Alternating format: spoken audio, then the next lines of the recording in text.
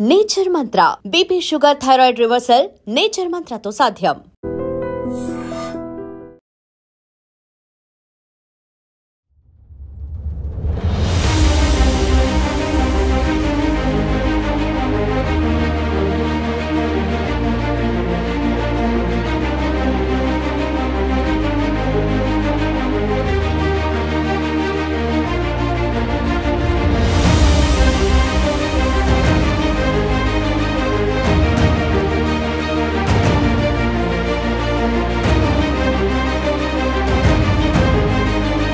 కర్నూలు జిల్లాలో ఘోర అగ్ని ప్రమాదం జరిగింది.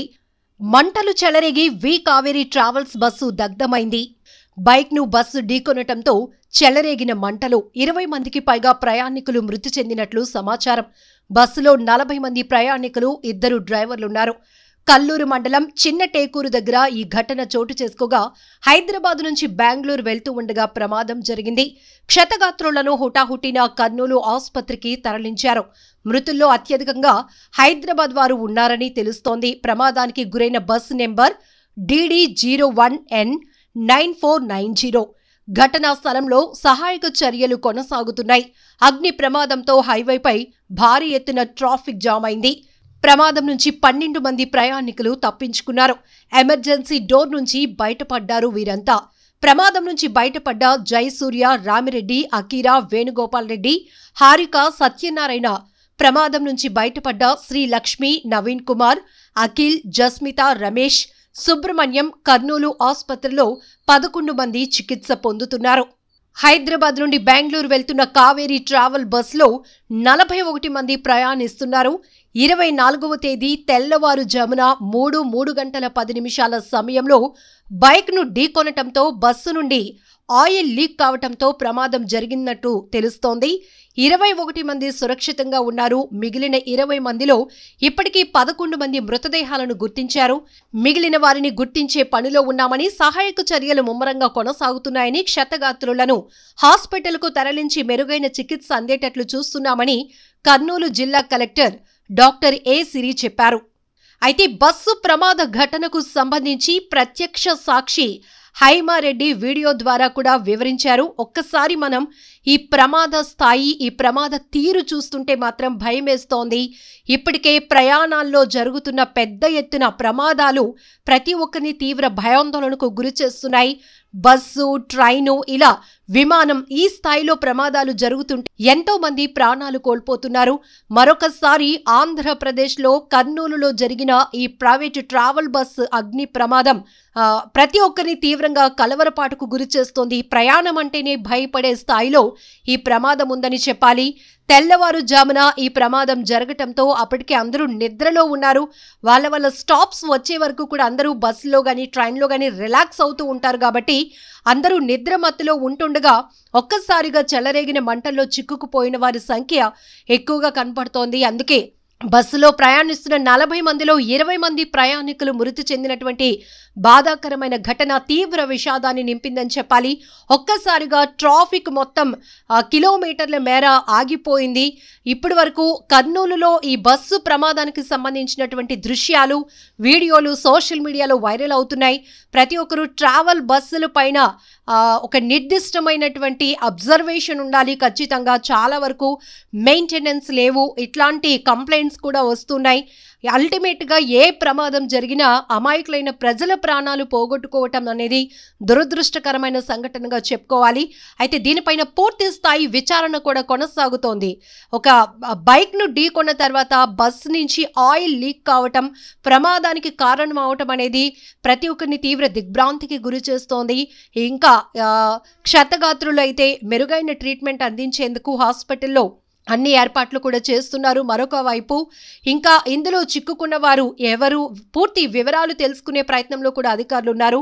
ముమ్మరమైనటువంటి సహాయక చర్యలు కొనసాగటం వల్ల కొంతమంది అయినా బయటపడినటువంటి అంశం. మరొక వైపు ఎమర్జెన్సీ ఎగ్జిట్ డోర్ నుంచి కొంతమంది చాలా తెలివిగా ఆలోచించి తప్పించుకోవటంతో ఇంకా మృతుల సంఖ్య తగ్గింది అని కూడా చెప్పుకోవాలి. ఏపీ కర్నూలు బస్సు ప్రమాద ఘటనపై డీఐజీ కోయ ప్రవీణ్ కుమార్ కీలకమైన ప్రకటన చేశారు. బాధితుల్లో 2 చిన్నారులు కూడా ఉన్నారని చెప్పారు డీఐజీ. ఈ ప్రమాదంలో 2 చిన్నారులతో సహా 11 మంది మృతదేహాలను ఇప్పటివరకు గుర్తించామన్నారాయన. బస్సులో సిబ్బందితో కలిసి మొత్తం 43 మంది ఉన్నారని, అందులో 23 మంది ప్రయాణికులు సురక్షితంగా బయటపడ్డారని డీఐజీ చెప్పారు. అంతేకాకుండా బైక్పై వెళ్తున్న వ్యక్తి కూడా చనిపోయారని, అతని డెడ్ బాడీ రోడ్డు పక్కన ఉందన్నారు. ప్రస్తుతం ప్రమాదంపై డ్రైవర్లను అదుపులోనికి తీసుకుని ప్రశ్నిస్తున్నామని చెప్తున్నారు డీఐజీ. కర్నూలు జిల్లా కల్లూరు మండలం చిన్నటేకూరులో జరిగిన ప్రైవేటు బస్సు ప్రమాద ఘటన తీవ్ర దిగ్భ్రాంతికి గురి చేస్తోంది. క్షతగాత్రులకు మెరుగైన వైద్య సేవలు అందించాలని ఇప్పటికే అధికారులకు రాష్ట్ర ప్రభుత్వం ఆదేశాలు కూడా ఇవ్వడం జరిగింది. బస్సులోనే భౌతికాయాలున్నాయి. పరిస్థితులకు అనుగుణంగా ఘటనా స్థలం వద్దే భౌతికాయాలకు పోస్టుమార్టం నిర్వహించేందుకు కూడా సిద్ధంగా ఉన్నామని అధికారులు చెప్తున్నారు. ఫోరెన్సిక్ వైద్యులను ఘటనా స్థలానికి పంపించామంటున్నారు. భౌతికాయాల తరలింపునకు మహాప్రస్థాన వాహనాలు కూడా సిద్ధం చేశారు. చనిపోయిన వారిని గుర్తించేందుకు DNA నమూనాలు కూడా సేకరిస్తున్నారు. స్వల్ప గాయాలతో 12 మంది ఆసుపత్రిలో చేరారు. ప్రాథమిక చికిత్స తర్వాత క్షతగాత్రులు 6 ఇప్పటికే డిశ్చార్జ్ కూడా అయ్యారు. అయితే బస్సులో ఎత్తు నుంచి దిగటం వల్ల ఒకరికి ఎక్కువగా దెబ్బలు కూడా తగిలాయి. ఆయన ఆరోగ్య పరిస్థితి నిలకడగానే ఉంది. ఏది ఏమైనా చాలా ఘోరమైన దుర్ఘటనగా చెప్పాలి బస్సు ప్రమాదాన్ని. ప్రమాదానికి గురైనటువంటి బస్ అంటే వెహికల్ స్టాటస్ చూస్తే గనక vehicle number DD01N9490. Registering authority చూస్తే గనక రాయగడ RTO ఒడిశా అని ఉంది. వెహికల్ క్లాస్ వచ్చేసి omni bus HPV, fuel type diesel vehicle ఇది. అలానే వెహికల్ ఏజ్ చూస్తే 7 years and 2 months. Vehicle status కూడా యాక్టివ్గా ఉన్నట్టు కూడా మనకి కనిపిస్తోంది. అయితే రిజిస్ట్రేషన్ డేట్ చూస్తే కనుక August 8, 2018లో, అలాగే ఫిట్నెస్ వ్యాలిడ్ అప్డేట్ కూడా 2027 31 March వరకు కూడా ఉంది. ఇట్లా అంటే వెహికల్ ఒక బస్సు ప్రమాదానికి గురైన, ఒక వెహికల్ వాహనం ఏదైనా ప్రమాదానికి గురైనా కూడా దాని ఫిట్నెస్ పైన ప్రతి ఒక్కరికి తీవ్రమైనటువంటి అనుమానాలు కలిగే అవకాశం ఉంటుంది. బైక్ను ఢీకొన్న తర్వాత బస్ నుంచి ఫ్యూయల్ లీక్ కావడం వల్లే ఈ భారీ అగ్ని ప్రమాదం జరిగింది. పూర్తిగా మంటల్లో చిక్కుకున్నటువంటి బస్సు, అందులో ప్రయాణిస్తున్న వారి పరిస్థితి కూడా చాలా అగమ్యగోచరంగా, చాలా దయనీయమైన దృశ్యాలు అక్కడ కనపడుతున్నాయి. ఎక్కడికక్కడే మృతదేహాలను గుర్తించడం కూడా చాలా కష్టమవుతోంది. కాబట్టి సంఘటన స్థలంలోనే DNA ప్రకారం గుర్తించి అలాగనే పోస్ట్ మార్టం చేసేందుకు కూడా అధికారులు అన్ని రకాల ఏర్పాట్లు చేస్తున్నారు. ఎవరైతే ఎగ్జిట్ డోర్ నుంచి తప్పించుకున్నారో వాళ్ళు స్వల్ప గాయాలతో బయటపడిన పరిస్థితి. వారు అయితే క్షతగాత్రులను ఇమీడియట్గా రెస్క్యూ చేసి స్థానిక హాస్పిటల్కు తరలించడం జరిగింది. బట్ మరీ బాధాకరమైన విషయం ఏంటంటే ఈ బస్సు ప్రమాద మృతుల్లో 2 చిన్నారులు ఉన్నారని గుర్తించడం చాలా తీవ్రంగా ప్రతి ఒక్కరిని కలిచివేస్తున్న అంశం. మరోవైపు బస్సు ప్రమాద ఘటనకు సంబంధించి అందులో ట్రావెల్ అవుతున్నటువంటి ప్రత్యక్ష సాక్షి హైమారెడ్డి అనే ఆమె ఆ వీడియో ద్వారా కూడా పూర్తి డీటెయిల్స్ కూడా ఇవ్వడం జరిగింది. హలో అండి, నా పేరు హైమా.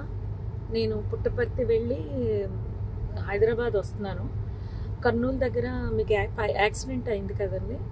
ఆ యాక్సిడెంట్ దగ్గర ట్రాఫిక్ జామ్, దూరంగా ట్రాఫిక్ జామ్ అయింది.